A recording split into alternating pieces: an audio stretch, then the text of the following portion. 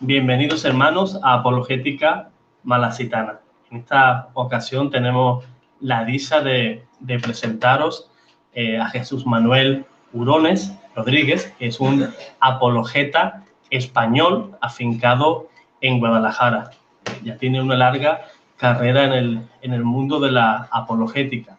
Es autor de varios libros como Fundamento Bíblico del Catolicismo, que tiene varios volúmenes, y también es fundador del blog Religión y Libertad. Además, es fundador, junto a su esposa, Yasmín Oré, del Ministerio Convertidos Católicos. Un saludo, Jesús Manuel, bienvenido a Apologética Malacitana. Un placer tenerte aquí.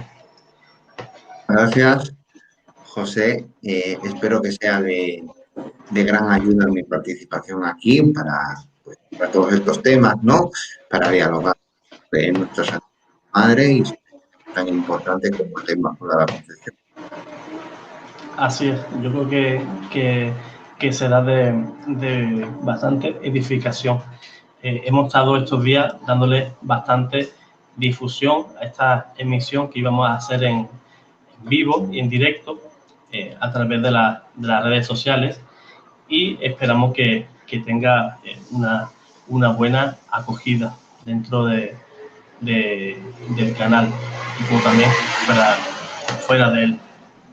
Pues bueno, antes de empezar el programa, quisiera hacer una pequeña oración que hacía Dan Scotto, el doctor Sutil, el gran defensor de la Inmaculada. Y él decía así: te alabaré, oh Virgen Sacrosanta, dame valor contra tus enemigos. Pues eso, Jesús, que nos dé muchísimo valor para defender a la Santísima Madre de Dios contra sus enemigos.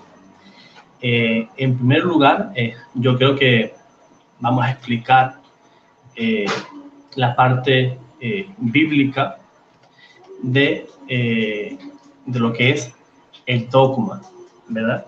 Nosotros los católicos nos basamos en la Escritura, es una de las fuentes, ¿verdad?, de revelación tan importante como el magisterio y también la tradición.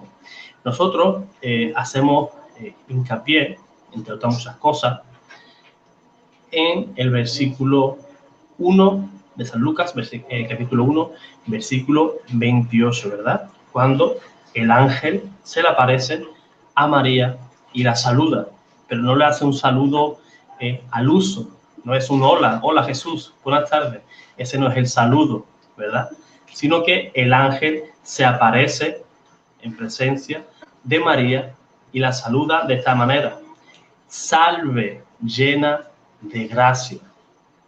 Salve. No vamos a entrar en lo que significa esta palabra porque ya nos desviaríamos, ¿verdad? Nos desviaríamos a otra cosa. Sino que quiero hacer hincapié en la palabra llena de gracia. ¿Qué significa llena? Que está colmada. Si faltara una gotita de esa gracia, ya no estaría colmada, ya no estaría llena, sino colmada.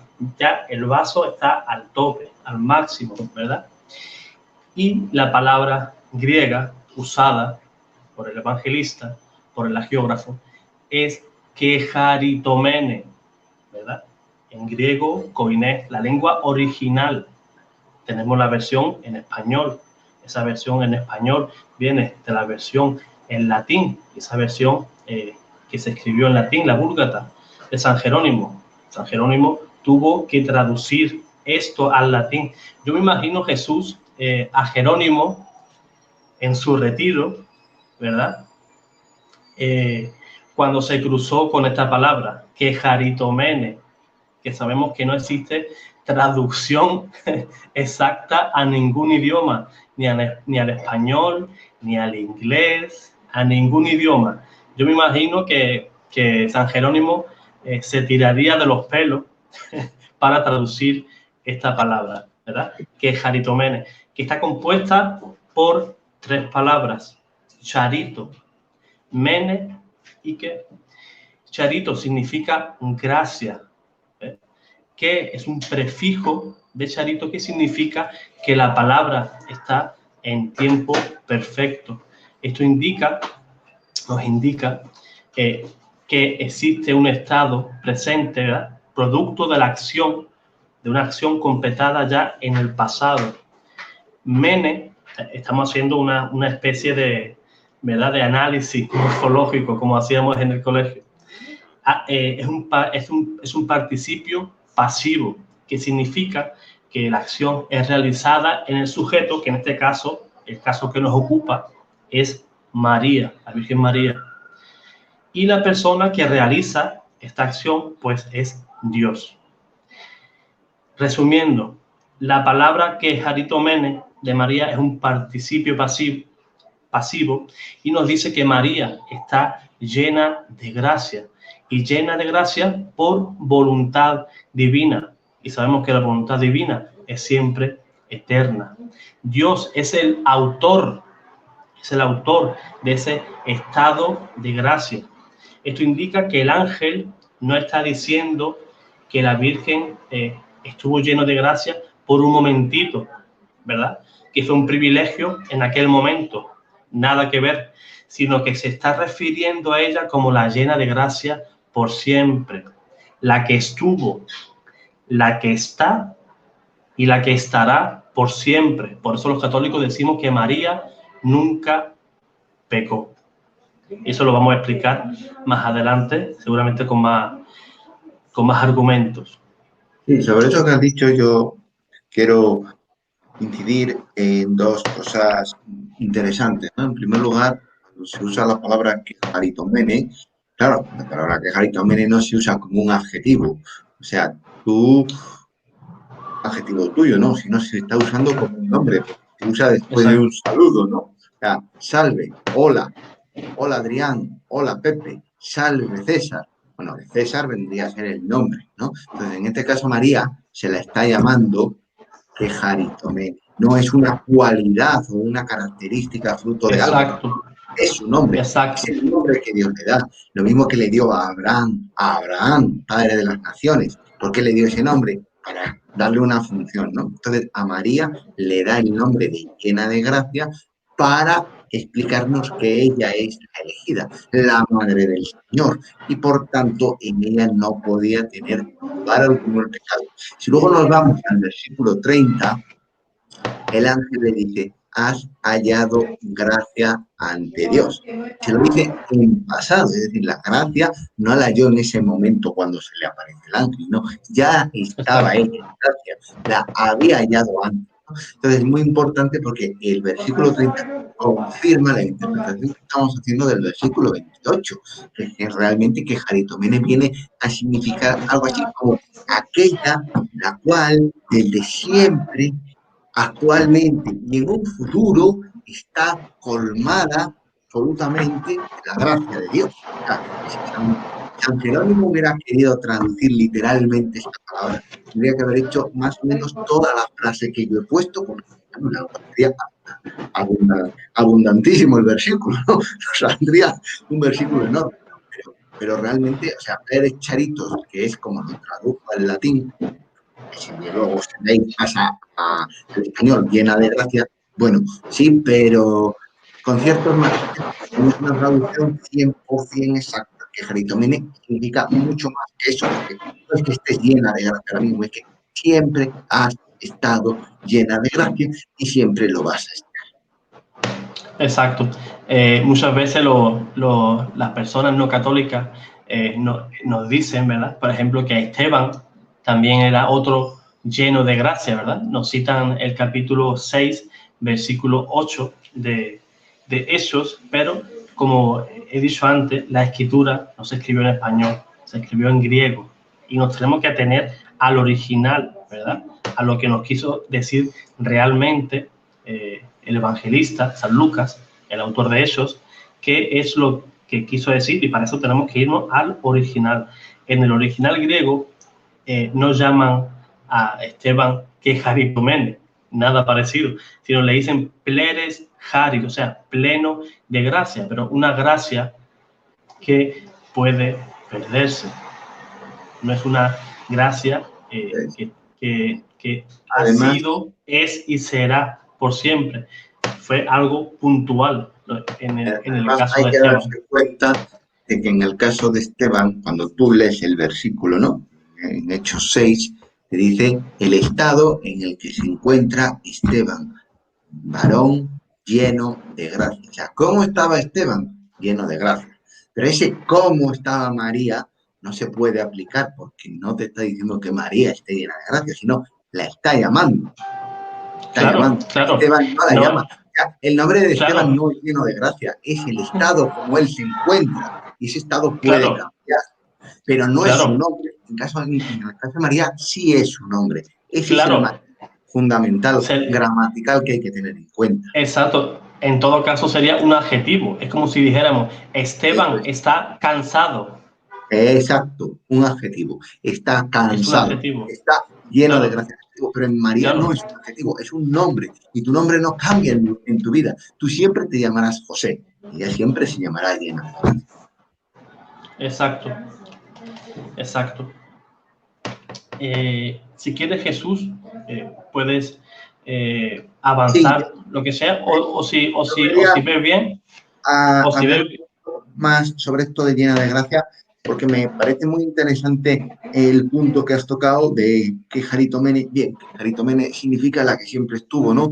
Llena de gracia, pero te pueden decir, bueno, vale, aceptamos que María estuvo llena de gracia, pero eso significa que no tuvo pecado. La Biblia dice que aquel que está lleno de gracia no ha tenido pecado. Bueno, pues vamos a ver qué efectos tiene, por así decirlo, la gracia en una persona. Cualquier protestante sabe perfectamente que la gracia justifica. Romanos 3:24, siendo justificados gratuitamente por su gracia. María estaba llena de gracia, María estaba justificada. Punto número uno. Primer punto que dejamos claro. Segundo punto, Romanos 6:14, esta cita me gusta mucho leerla en este tema, dice, porque el pecado no tendrá dominio sobre vosotros, ya que no estáis bajo la ley, sino bajo la gracia. Entonces, ¿qué? ¿Pecaremos ya que no estamos bajo la ley, sino bajo la gracia? De ninguna manera. Aquí está claramente San Pablo diciendo que aquellos que se encuentran bajo la gracia no están bajo el pecado. Gracia y pecado son incompatibles. claro, Y luego en Efesios 2:8, que seguramente conocerán muchos protestantes, nos dicen que somos salvados por la gracia. Entonces, ¿a qué conclusión llegamos? Que María está justificada, que María no podía tener pecado porque estaba llena de gracia. Romanos 6:14, el pecado es contrario a la gracia, no puede estar junto. Y por último, María evidentemente estaba salvada por la gracia, Efesios 2:8. Entonces, todo eso nos lleva a concluir que María tuvo que ser concebida sin pecado. exactamente. Quisiera leer la parte del catecismo donde la Iglesia nos enseña el por qué, ¿verdad? María tenía que ser inmaculada, no tenía que tener ningún tipo de mancha, ningún tipo de relación con el pecado, ¿verdad? Dice el catecismo en el numeral 490 y siguientes, dice lo siguiente: para ser la madre del Salvador, María fue dotada por Dios con dones a la medida de una misión tan importante. El ángel Gabriel, en el momento de la anunciación, la saluda como llena de gracia. En Lucas 1:28. En efecto, para poder dar el asentimiento libre de su fe al anuncio de su vocación, era preciso que ella estuviese totalmente conducida por la gracia de Dios. A lo largo de los siglos, la Iglesia ha tomado conciencia de que María, la llena de gracia por Dios, había sido redimida desde su concepción. Este es un punto muy importante, porque María fue la primera redimida. No como dicen muchos que los católicos enseñamos que María no necesitaba redentor, sino que fue la primera redimida. Y ella misma lo dice en San Lucas 1:47, ¿verdad? Que ella alaba al Señor su Salvador. Y esto lo confiesa el dogma de la Inmaculada Concepción, que fue proclamado en 1854 por el Papa Pío IX, que dice así: la bienaventurada Virgen María fue preservada inmune de toda mancha de pecado original en el primer instante de su concepción por singular gracia y privilegio de Dios omnipotente. Pero ojo a lo que dice esta bula: en atención a los méritos de Jesucristo, Salvador del género humano. No fue en atención a María, porque muchos nos dicen que, ¿verdad?, que le damos a María muchas prerrogativas que a ella no le tenemos que dar, pero eso no es lo que enseña la Iglesia. Eso es una parte de esas calumnias, ¿verdad?, que no es, sino que nosotros enseñamos que fue en atención a los méritos de nuestro Señor Jesús. Muy interesante el punto que estás diciendo, porque fundamentalmente el concepto teológico que hubo durante muchos siglos era ese, ¿no? Cómo María pudo haber sido preservada, ¿no?, del pecado original. Si fuera preservada de todos los pecados y todo, no hubiera necesitado Salvador, ¿no? Entonces, el punto estaba en que hay dos maneras, ¿no?, de salvar a una persona, ¿no? Una, coche te atropella, tú vas, le ayudas, le curas, le revives, y la persona se ha recuperado. También hay otra manera de curar a una persona, y es evitar que el coche le atropelle, ¿no? Agarrarle antes de que el coche le atropelle, ¿no? Entonces, esa manera de agarrarle, de preservar a esa persona para que el coche le atropelle, es un poco lo que pasó con el pecado y con María, ¿no? Dios agarró a María, preservó a María del pecado de tal forma que evitó que ella cayera. ¿Tenemos algún antecedente bíblico de esto? Bueno, pues hay una cita que es muy bonita y muy interesante en la carta de Judas, en el versículo 24. La carta de Judas solamente tiene un capítulo, ¿vale? Entonces, en el versículo 24 dice: al que es poderoso para guardar sin tropiezo y presentaros sin tacha y con júbilo delante de su gloria. O sea, Judas nos está diciendo que Dios puede guardar sin tropiezo. Y eso fue lo que hizo con María. La guardó a ella sin que tropezara con el pecado. Concretamente, en eso es en lo que consiste el dogma de la Inmaculada, ¿no? La preservó de ese pecado, en atención a los méritos de Jesús. Es decir, los méritos que Jesucristo adquirió en la cruz para salvarnos a nosotros se le aplicaron antes a María. Cuando veamos los textos patrísticos, hay un texto patrístico muy bonito y muy claro que nos va a hablar de esto. Y ya vamos a ver cómo ya hacia el año 400, 350 se tenía este concepto.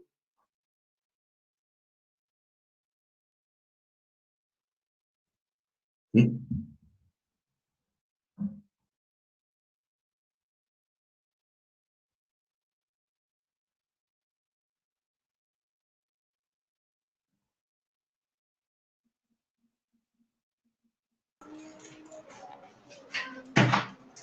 Había sido. Había ido ahí. Perdón, Jesús, he tenido ahí un fallo de conexión o algo. No me veía. Hubo un momento que no me veía. He perdido lo último que me dijiste, lo perdí. Sí, que lo que estaba diciendo es que luego, cuando hablemos de los textos patrísticos, voy a citar un texto patrístico de San Ambrosio, donde se recoge un poco esta idea, ¿no? Ya se puede ver cómo el santo intuía esto.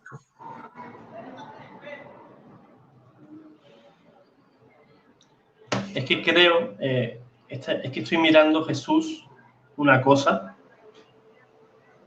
Puedes seguir. Sí. Es que estoy mirando una cosa. Yo quería tocar, además del punto de llena de gracia, hay otro punto, hay otro argumento que a mí me gusta usar mucho cuando hablo de la Inmaculada Concepción, que creo que es un argumento muy claro y además demoledor, y es el tema del santuario de Dios. O sea, generalmente cuando hablamos de la Virgen María, hablamos de la Inmaculada Concepción, enfocamos y damos argumentos a favor, o sea, sobre María. No. Este argumento no es sobre María, este argumento es sobre Dios. Y fruto de que es sobre Dios y sobre su absoluta y perfecta santidad, evidentemente tiene que concluirse que María es sin pecado. El argumento, entonces, está basado en Dios, no está basado en María. Para ello, podemos leer algunos textos bíblicos, por ejemplo, Levítico 21 a 23, que dice: no se acercaron al altar para no profanar mi santuario, porque yo, Yahvé, soy el que lo santifico. Bueno, ¿por qué nos está diciendo aquí esto? Nos está diciendo que el santuario de Yahvé estaba santificado por él y que no se podía acercar nadie para profanarlo. ¿Por qué? Porque tenía pecado.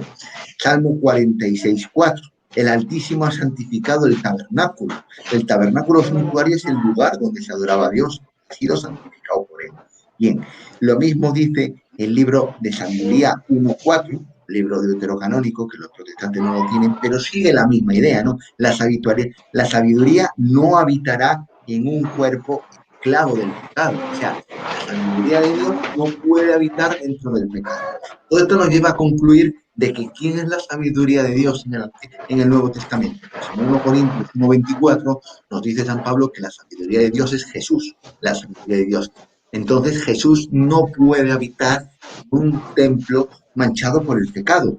¿Y qué pasa? Exacto, Que Jesús habitó 9 meses María, con lo cual no podía estar María manchada por el pecado. Además, si nos vamos a Hebreos 1, del 5 al 6, vemos que se nos dice que cuando introdujo a su primogénito en el mundo, todos los ángeles le adoraron. ¿Y dónde adoraron los ángeles?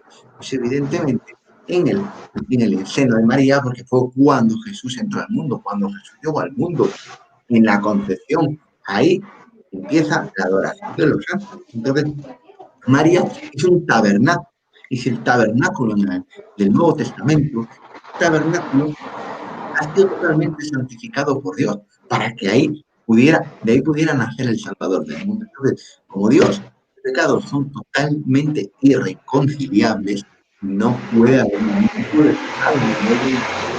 Los textos bíblicos nos lo dicen muy claro y ahí se desprende, ¿no? Que María es el nuevo tabernáculo, es un tabernáculo totalmente santo. Por eso la Iglesia la llama Panaguía, la toda santa. exacto, exacto. La panagia, ¿verdad? Como es conocida en la liturgia oriental.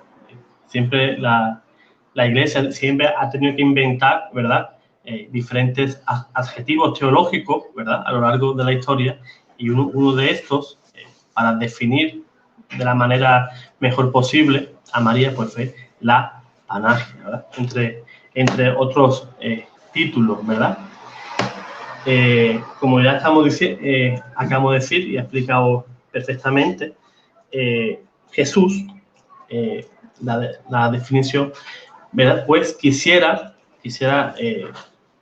explicar también que este dogma no se refiere a la concepción virginal del Señor, ¿verdad? De Cristo, realizada en María, sino que fue por la concepción por la cual María fue engendrada en el seno de su madre, en este caso Ana, ¿verdad? Y también habría que decir que este dogma se refiere no a la concepción, digámoslo así, activa por obra de los padres, sino al término de esa acción, ¿verdad? Es decir, a la concepción que podemos llamar pasiva, el resultado de la concepción activa, y precisamente ese ser concebido es María, ¿verdad? Ella es María, la concebida sin pecado. La definición dogmática excluye esa teoría que se afirmaban en los siglos XIII y XIV, en el cual la Virgen, en un momento, en un instante de su vida, ¿verdad? Estuvo sometida al pecado, ¿verdad? Y luego fue santificada por Dios en el seno de su madre. Ya sabemos que en la Edad Media, en estos siglos, siempre había muchísima discusión, ¿verdad? Que este dogma no fue un invento del Papa del momento, sino que fue un dogma que se fue gestando, ¿verdad?, en la cristiandad desde los albores. Y al no existir, digamos, esa teología que resolviera esas dificultades, ¿verdad? Como Dan Scotto, que fue uno de esos grandes teólogos que pusieron en claro, ¿verdad? Pusieron en claro algunas objeciones que había incluso dentro de la Iglesia, ¿verdad? Por parte por ejemplo, los dominicos, ¿verdad? Que tenían otra forma de ver el dogma. Con la expresión inmune de toda mancha de culpa original, la Iglesia está confesando que María en ningún momento y de modo alguno fue alcanzada por esa culpa original que se transmite por generación en generación a la humanidad desde nuestros primeros padres. Por eso Pío XII en Fulgen Corona explicita que cuando se habla de María, ni siquiera, fíjense, ni siquiera cabe plantearse la cuestión de si tuvo o no algún pecado, por exiguo que pudiera pensarse. Es tan pura y tan santa que no puede concebirse pureza mayor después de la de Dios, ¿verdad? Esta inmunidad otorgada a María es una gracia de Dios Todopoderoso que constituye un privilegio singular, ¿verdad?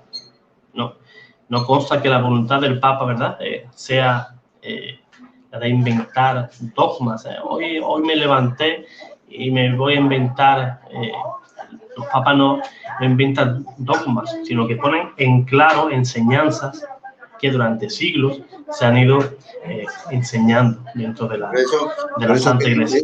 Es una cosa interesante, ¿no? Porque aquí podemos a lo mejor iniciar con la parte de los santos padres, ¿no? O sea, en la Iglesia Católica creemos que existe un desarrollo doctrinal. ¿Eso qué quiere decir? Inicialmente, doctrinas ahí y con el paso de los siglos se van comprendiendo mejor y se van desarrollando más en profundidad. Y esto es lo que ha pasado con todos los dogmas, ¿no? Pero ya podríamos hablar de la divinidad de Jesucristo. 325 años tuvieron que pasar para que un concilio la definiera, ¿no? Lo mismo con el Espíritu Santo, con el canon bíblico, ¿no? Con los libros del Nuevo Testamento, lo mismo, ¿no? Pues con María pasa exactamente igual. Un desarrollo. Entonces, ¿qué pasa? Que tú te lees a los primeros padres de la Iglesia y vas viendo cómo va evolucionando este pensamiento, ¿no? No es un desarrollo más que, ¿no? Cómo van desarrollando y profundizando en este. Vamos a leer, por ejemplo, algunos textos. La hemorragia puede ser arterial, venosa o capilar. Y según la zona, puede ser externa o interna.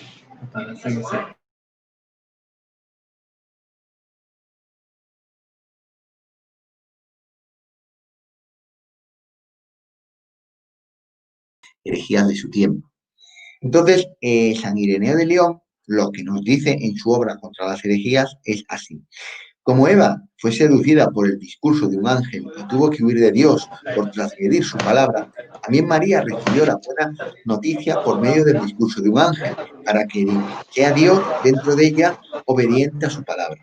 Y mientras que una desobedeció a Dios, la otra se acercó a él por obediencia. De aquella virgen Eva, la Virgen María devino en abogada. Y como por una virgen la raza humana fue atada a la muerte, por una virgen ha sido salvada. El balance se ha preservado, la desobediencia de una virgen, la obediencia de otra virgen. Entonces aquí, ¿qué nos está haciendo San Ireneo? Está comparando a Eva con María. Eva fue creada sin pecado y virgen, ¿no? Entonces, para poder comparar a María con Eva, tiene que ser igual, tiene que ser sin pecado y virgen. Entonces, la expresión virgen está refiriendo a eso, ¿no? Virgen del pecado y virgen porque evidentemente Eva y Adán, todo esto no tenían hijos, no habían tenido relaciones virginales, pero además también virgen de concupiscencia, virgen del pecado. Aquí ya hay una pequeña semilla, una pequeña introducción a lo que vendría a ser este dogma. Podemos irnos un poquito más adelante, San Efrén el Sirio, por ejemplo, ya hacia el año 350 aproximadamente, nos dice: tú y tu madre son las únicas quienes son totalmente bellas en cada aspecto. En ti, oh Señor, no hay mancha, y en vuestra madre no hay mancha. Ya está afirmando en el año 350 que en María no hay mancha alguna de pecado. Y pues tiene un texto muy claro. Proseguimos, si quieres, Jesús, ya por la parte de San Ireneo, que no habíamos quedado por ahí, por esa parte. San Ireneo, sí. Bueno, pues habíamos dicho que San Ireneo había sido discípulo de San Policarpo, el cual fue los de San Juan, el cual en apostólica. auténtica, y él escribió una obra monumental llamada Contra las herejías. En esta obra dice: como Eva fue seducida por el discurso de un ángel y tuvo que huir de Dios por transgredir su palabra, también María recibió la buena noticia por medio del discurso de un ángel, para que sea Dios dentro de ella el que habita. Y mientras que una desobedeció a Dios, la otra se acercó a él por la obediencia. De aquella virgen Eva, la Virgen María devino en abogada, y como por una virgen la raza humana fue atada a la muerte, por una virgen ha sido salvada. Entonces, ¿qué nos está diciendo San Ireneo? Está diciendo que Eva y María hay que comparar. Entonces, cuando fue creada Eva, fue creada virgen y sin pecado, ¿no? De la misma manera, María tiene que ser, poderla comparar con Eva, virgen y también sin pecado. Entonces, aquí ya Exacto, está, por así decirlo, la primera alusión a la Inmaculada Concepción, ¿no? Porque si Eva era sin pecado, María también es sin pecado. Más adelante tenemos también otro padre de la Iglesia, San Efrén el Sirio, hacia el año 350, escribe en un himno: tú y tu madre son los únicos quienes son totalmente bellos en cada aspecto. En ti, oh Señor, no hay mancha, y en vuestra madre no hay mancha. Aquí una alusión clara a que María no tiene ningún tipo de mancha de pecado, ni exacto, original ni personal, ¿no? Más adelante exacto, vendrá San Ambrosio, ya hacia el año 390, 400 aproximadamente, y dice así, que este es un texto muy importante porque nos va a remitir a la bula del Papa. Dice: cuando el Señor quiso redimir al mundo, comenzó su obra con María, para que ella, por medio de la cual sería dispensada la salvación a todos, fuese la primera en recibir de su Hijo el fruto de su redención. Es decir, que María es preservada por los méritos de Cristo. Fue la primera en recibir la redención. Luego nosotros la recibiríamos después, en el Calvario. Pero aquí ya San Ambrosio está anticipándonos lo que muchos siglos después el Papa dirá. El Papa no se inventa la doctrina así de la nada, ¿no? Las basa en la Iglesia, en los comentarios de los Santos Padres, en las Escrituras, etc. Podemos ir un poquito más allá, y hacia el año 600 tenemos ya un texto clarísimo de Teocteno de Libia que nos dice: María nace pura e inmaculada, como los querubines. Ella fue plasmada de arcilla pura e incontaminada. Bueno, pues Teocteno nos está diciendo que nace como los querubines. Los querubines no tienen ningún pecado, ni siquiera el original. Y dice que nace pura e inmaculada. Y está hablando de un nacimiento inmaculado de María.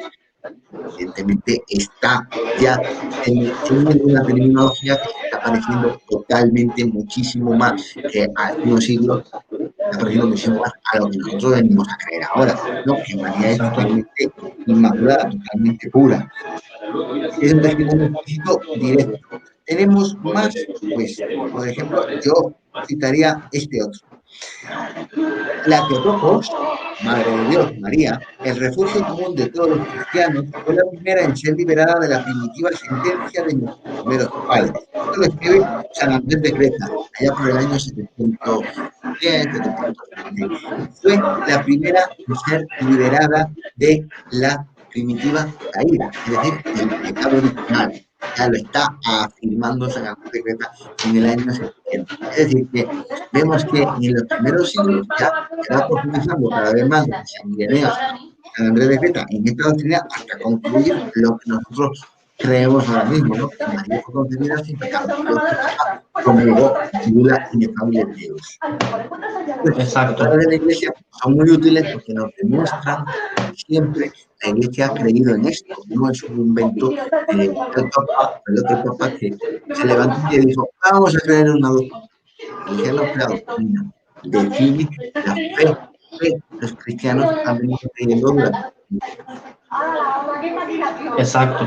Yo le pido lectura a algunos padres de la iglesia también, eh, para que nos demos cuenta, como ha dicho bien Jesús, que esta doctrina no es inventada, sino que está contenida dentro de la tradición de la iglesia por 2000 años. Orígenes, uno de los más eminentes teólogos del siglo II, la llamaba digna de Dios, inmaculada de lo inmaculado, la más completa santidad, perfecta justicia, ni engañada por la persuasión de la serpiente, ni infectada con su venenoso aliento. También San Ambrosio, que citaste antes, dice que María es incorrupta, una virgen inmune por la gracia de toda mancha de pecado, en el sermón número 22 sobre el Salmo 118. También San Máximo de Turín la llama la morada preparada para Cristo, no a causa del hábito del cuerpo, sino de la gracia original. También San Agustín, refutando a Pelagio, ¿verdad?, al hereje Pelagio, declaraba que todos los justos han conocido verdaderamente el pecado, excepto la Santa Virgen María, de quien por el honor del Señor yo no pondría en cuestión nada en lo que concierne al pecado. O sea, ya solamente por respeto, por pudor hacia nuestro Señor, yo jamás pondría en duda que la Virgen María pecó. En pocas palabras, es lo que quiso decir también este padre de la Iglesia, San Agustín. Argumento que, por ejemplo, ha escrito, perdona que te interrumpa, el argumento que ha escrito San Agustín es un argumento de muchísimo peso, ¿no? Porque está diciendo, por sus frutos la conoceréis, que es lo que viene a decir la Biblia. ¿Cuál es el fruto de María? Fruto de tu vientre. ¿Cuál es el fruto de Jesús? Por sus frutos conocemos por árbol. ¿Quién dio al Inmaculado? Una Inmaculada. No podía dar al Inmaculado a alguien que tuviera pecado, evidentemente. Por sus frutos le conoceréis. Es lo que San Agustín realmente está diciendo, ¿no? Que por honor a Jesús no se puede poner pecado al árbol que lo dio. Claro. Hemos citado, ¿verdad?, esos primeros padres de la Iglesia de los primeros siglos, pero si seguimos avanzando en la historia, ¿verdad?, en el devenir de los siglos, podemos ver que esa verdad de fe contenida en la tradición no se cambió, aunque hubieran papas malos, ¿verdad? Sabemos que en 2000 años la Iglesia ha tenido sus luces, sus sombras, pero que ningún papa, por muy malo, por muy mezquino que haya sido, jamás ha podido cambiar ni un punto, ni una coma de las enseñanzas de la Iglesia. San Juan Damasceno decía que María, Madre de la Gloria, hoy es introducida en las regiones sublimes y presentada en el templo celestial, la única y santa Virgen, la que con tanto afán cultivó la virginidad, que llegó a poseerla en el mismo grado que el fuego más puro, pues mientras todas las mujeres la pierden al dar la luz, ella permaneció virgen por siempre. Bueno, aquí ya San Juan Damasceno ya se metía también, ¿verdad?, en la virginidad perpetua. También diferentes santos podemos leer, si quieres, San León Magno, San Agustín, ya hemos leído un poquito. Por ejemplo, San Santiago de Sarú dijo lo siguiente: el mismo hecho de que Dios la eligió prueba que nadie fue nunca tan santa como María. Si alguna mancha hubiese desfigurado su alma, si alguna otra virgen hubiese sido más pura y más santa, Dios la habría elegido y rechazado a María. Por eso yo muchas veces he llegado a ver a personas que igual que Dios eligió a María, el Señor podría haber elegido a Pepita, podría haber elegido a Antoñita, ¿verdad? Están, digamos, en cierta manera, tirando un poquito el nombre de María. Pero no, aunque pudo elegir a Pepita, a Antoñita, no la eligió a María, que estaba predestinada desde la caída de nuestros primeros padres, ¿verdad? En Génesis 3:15, ¿verdad?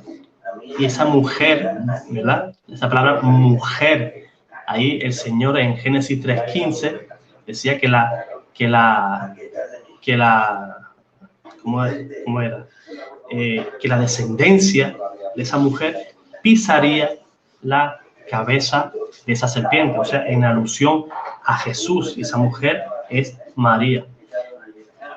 Esa antítesis, digamos, de Jesús y de María la podemos encontrar en Adán y Eva, aunque eran perfectos,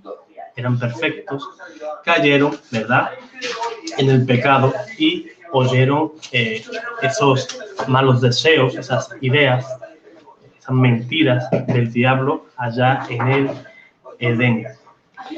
Hay una frase un poquito antes que siglos posteriores a los santos padres también se creyó esto, pues por decir la frase de un santo, tenemos por ejemplo San Anselmo, que vivió hacia el año 1100 aproximadamente, dice: ¿pudo Dios preservar a ciertos ángeles de toda mancha de pecado y no podía preservar a su propia madre? ¿Pudo Dios crear a Eva sin mancha de pecado y no iba a poder crear el alma de María sin esa mancha? Y si pudo hacerlo y le convenía hacerlo, ¿por qué no iba a hacerlo, no? Entonces aquí nos está claramente hablando de Eva, de los ángeles, como Dios puede crear a alguien sin pecado, entonces si puede, porque no va a elegir a su madre que sea sin pecado, ¿no? Lo más lógico es que si tú puedes elegir a tu madre, la crees como mejor te gusta, ¿no? La más bella, la más hermosa, la más limpia de todo, ¿no? Pues eso fue lo que hizo Dios. Dios fue el único que pudo elegir a su madre. Ni tú ni yo hemos podido elegir a nuestra madre, pero él sí pudo. Como él sí pudo, él sí lo hizo porque así le convenía. Le convenía nacer de alguien que era inmaculado, de un tabernáculo totalmente puro. Claro que sí. Jesús, una pequeña cosa. Nos están diciendo por ahí los hermanos que quizás tenga por ahí algún sonido o el televisor pudiera ser, o cualquier cosa que dificulta que se te oiga claro. No hay nada puesto. No hay nada puesto, ¿no? Bueno, pues nada, pues intentaremos seguir así. Es que este tema daría para un montón de horas, pero ahora que has tocado el tema del tabernáculo, María también es prefigura, ¿verdad?, del arca de la alianza. Lo que era en figura en el Antiguo Testamento es una realidad en el Nuevo, ¿verdad? María es el tabernáculo por el cual Dios se sirvió para traernos a Jesús. Recordemos que contenía en figura, ¿verdad?, ese primer arca, ¿verdad?, de la alianza. El maná, figura de la Eucaristía, la vara de Aarón, ¿verdad?, símbolo del sumo y eterno sacerdote, y también las tablas de piedra con los mandamientos. Ya las tablas no eran de piedra, sino la palabra se hizo carne, ¿verdad?, en Jesús. El otro día me hacía gracia un hermano no católico en un debate con un hermano católico. No voy a decir el nombre de ese hermano no católico por caridad. Ese hermano decía que el arca de la alianza no parió a Jesús. Yo cuando escuché semejante disparate, simplemente quité el debate y me fui a otra cosa mariposa, ¿verdad? Hay que ver muchas veces que mezclan ciertos conceptos que no tienen nada que ver. Pues sí, ese arca es esa figura, ¿verdad?, un simbolismo de lo que en el futuro sería una persona, que es María, ¿verdad? La tipología, que es una forma cristiana, ¿verdad?, de interpretar la escritura. Si quiere podemos ver rápidamente unos paralelos de lo que ocurrió con el arca, ¿verdad?, y lo que ocurrió con María, porque yo no creo que la palabra de Dios esté escrito así de cualquier manera, ¿verdad?, sino que esas coincidencias, ¿verdad?, están hechas para que nosotros, en el futuro, ¿verdad?, a través de la hermenéutica, la exégesis, ¿verdad?, pues nos demos cuenta de esos detalles, que esa palabra que le gustan usar a los hermanos, ¿verdad?, escudriñar, ¿verdad? Esa palabra escudriñar, vamos a escudriñar lo que es la escritura en el caso del arca. Un ejemplo de esto bastante llamativo es el pasaje del Evangelio de San Lucas en la visitación, ¿verdad? Podemos ver un encuentro entre María y su prima Isabel. Las dos están embarazadas, ¿verdad? Y nos están recordando un hecho también que ocurrió en el Antiguo Testamento, en el cual San Lucas, ¿verdad?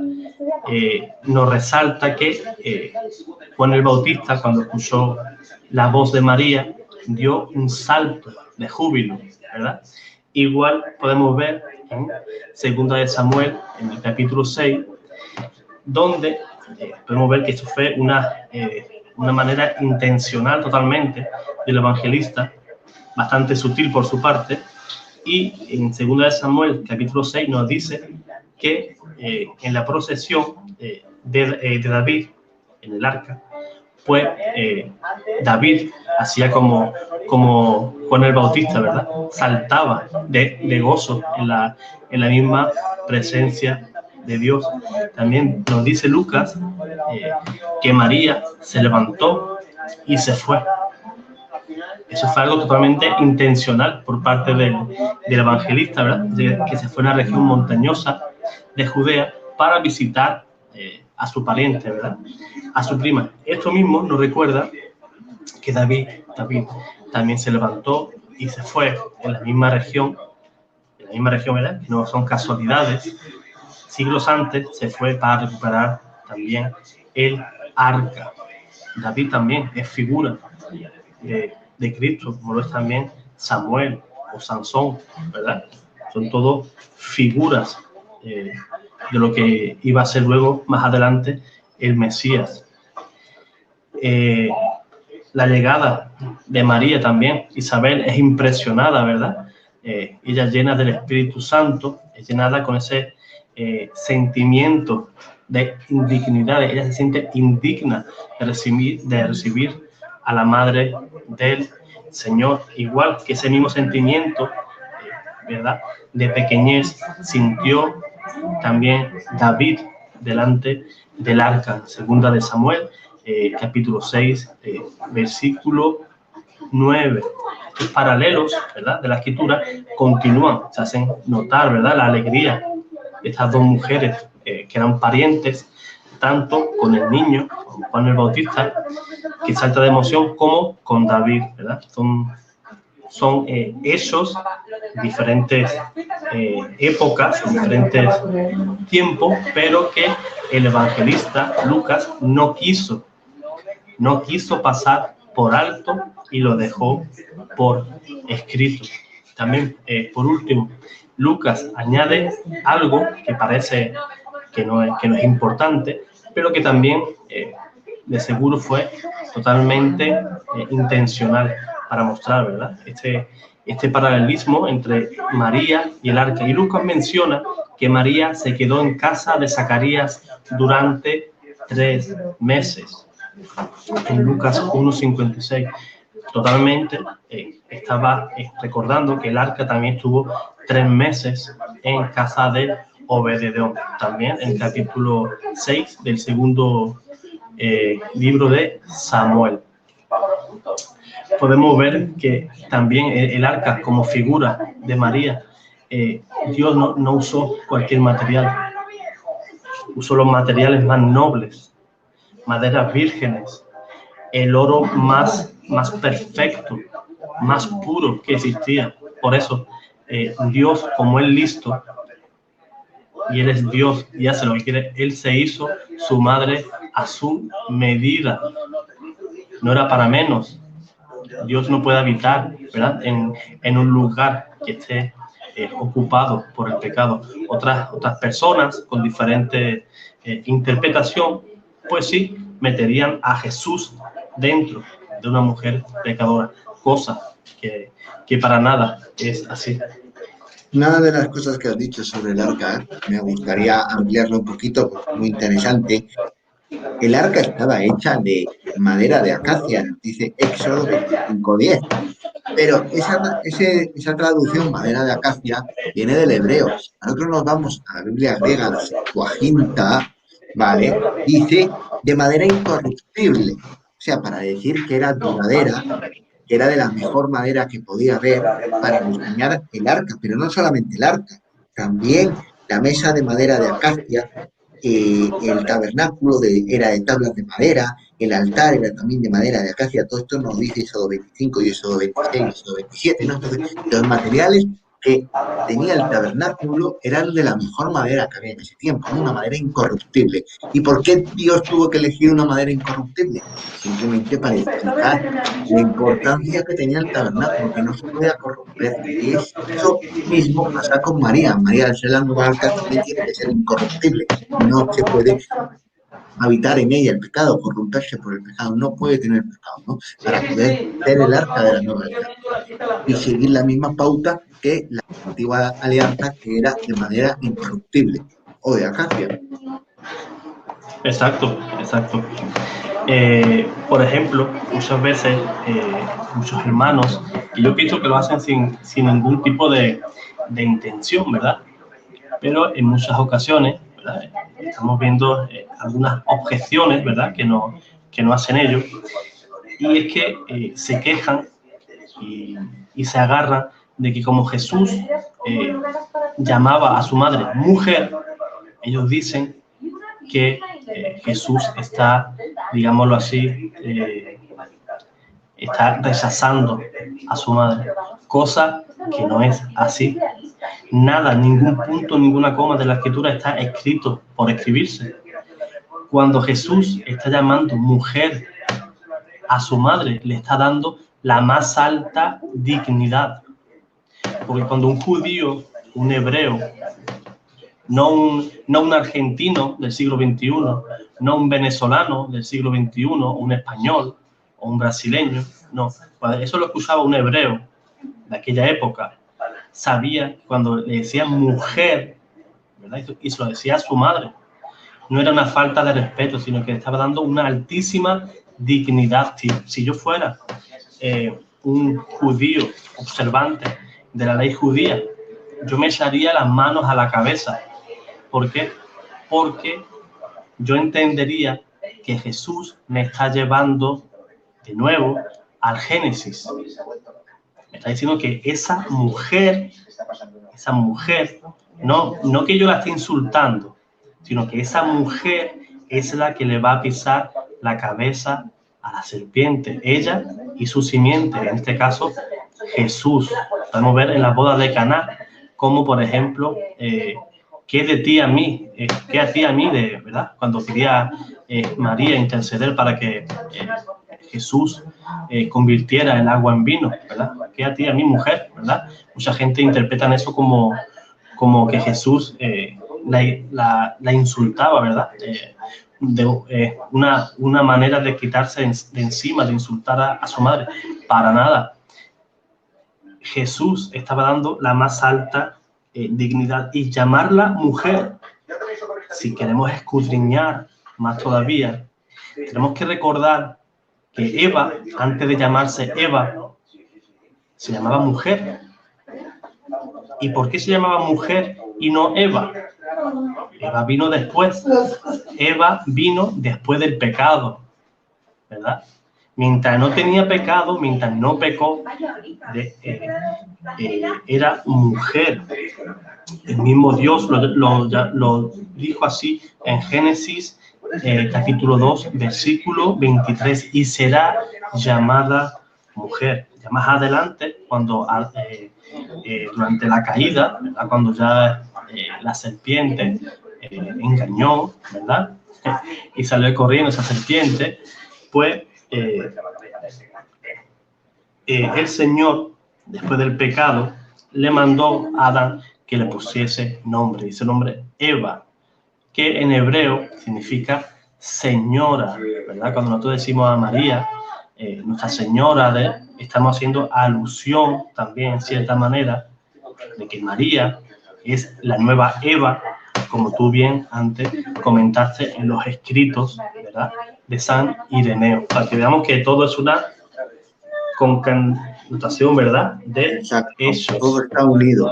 Ya para concluir Claro. un poco el vídeo y lo que estabas diciendo, pues aquellos que dicen que Jesús no respetaba a su madre y todo esto porque la llamaba mujer, hay que recordarles que nunca cometió pecados y no podía faltar al mandamiento de honra a tu padre y a tu Exacto, madre.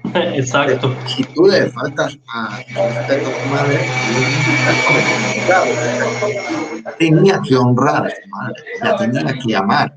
Y de hecho, Pablo nos dice en Filipenses 2:5, tened los mismos sentimientos que tenía Jesucristo. ¿Qué Ujú. sentimientos Jesucristo tenía con María? La amaba. Pues entonces nosotros, como seguidores de Cristo, tenemos también que tener ese sentimiento de amor hacia María. Exacto. Si quieres, para terminar, pues, sé que eres una persona ocupada y tienes que hacer un montón de cosas. Solo quiero darte tres modos en los cuales el beato Dan Scotto demostraba por la cual María estaba libre del pecado. Él tenía tres modos, ¿verdad?, de demostrar que María era inmaculada. Él decía y enseñaba, ya que Dios es omnipotente y es capaz de sanar los pecados, sino también prevenirlos, si solo los sanase, por ejemplo, perdonándolos, no obraría de manera perfecta. Lo debería de hacer de manera que un hijo de Adán naciera sin culpa, en este caso María. Por eso preservó a María. El segundo modo de demostrar que María es inmaculada es que Jesús, siendo el perfecto mediador, merece, y Él nos trae la absolución de los pecados de aquellos de quien nos perdona. Por ello, el pecado original supone una pena más grande que la de no poder ver a Dios en el paraíso, ya que entre las penas de las criaturas inteligentes, la más grande es el pecado. Por ello, si Jesús es el reconciliador perfecto, debió actuar de manera que una persona hubiera sido preservada del pecado original. Tercer modo de interpretarlo, según Dan Scotto, el gran defensor de la Inmaculada, el doctor Sutil. La persona perdonada nunca podrá estar cerca de Jesús si no recibe de él el bien supremo que le puede dar, y con Cristo se puede obtener la inocencia o bien la preservación de la culpa, la contraída o por contraer. Nadie tendría a Cristo como sumo pecador si no hubiera preservado al menos a uno de sus hijos, en este caso a María. Muy bien. Si quieres añadir algo más, Jesús. No, bueno, pues yo creo que hemos abarcado un poco todo, magisterio, padres de la Iglesia y bases bíblicas con el dogma, y creo que ha sido bastante interesante la charla, ¿no? Y por último has concluido con Duns Scoto sobre que ha sido preservada, que es uno de los argumentos que ya habíamos tocado con Judas 24, ¿no? Que es el único que puede evitar que caiga, ¿no? Nuestro Señor Jesucristo, es idea sacada de la epístola de Judas, no la epístola, digamos, una de las epístolas más cortas que hay, pero muy importante de conocer. Y poco más que decir, que ha sido también un placer estar aquí en tu canal de YouTube. Igualmente, Jesús, el Es placer la es mío. primera Un vez placer. que dos apologistas católicos de España se unen para hablar de estos temas. Pues sí, yo espero que no sea la última. Solamente terminar de nuevo, ¿verdad? Con Dan Scotto, qué pesado que soy, ¿verdad, Jesús? Con Dan Scotto. Por ahí tengo a un amigo que yo creo que duerme con la foto de Dan debajo de la almohada. Él decía la siguiente frase, que luego el pueblo la hizo suya. Decía, podía, convenía, por tanto, lo hizo. Y el pueblo hizo suya esa frase, ¿verdad? Y la cambió un poquito, pero no cambia el significado. El pueblo, durante la proclamación, ¿verdad? Del dogma, por Pío IX, cantaba lo siguiente: quiso y no pudo, no es Dios. Pudo y no quiso, no es hijo. Digamos que pudo y quiso. Yo creo que María encontró en Dan Scott un gran defensor. Yo creo que el Señor usó a este beato, que yo espero que pronto sea proclamado santo y ¿por qué no?, doctor de la Iglesia, porque es sublime. Si te pones a leer sus obras, pues primero que tienes que comer mucho fósforo para que se te quede toda esa información, porque es bastante duro, no es para cualquier persona que decida, venga, vamos a aprender sobre la Inmaculada. Primero hay que ir despacito. Pues bueno, Jesús, pues te despido con un enorme abrazo, agradecerte y nada más, un abrazo también a tu señora, que hace también una gran labor junto contigo, y que ya sabes, quedas invitado para cuando quieras volver. Muy bien, ya coordinaremos para futuros vídeos. Venga, un Seguro abrazo. que sí. Un saludo, un abrazo, Jesús.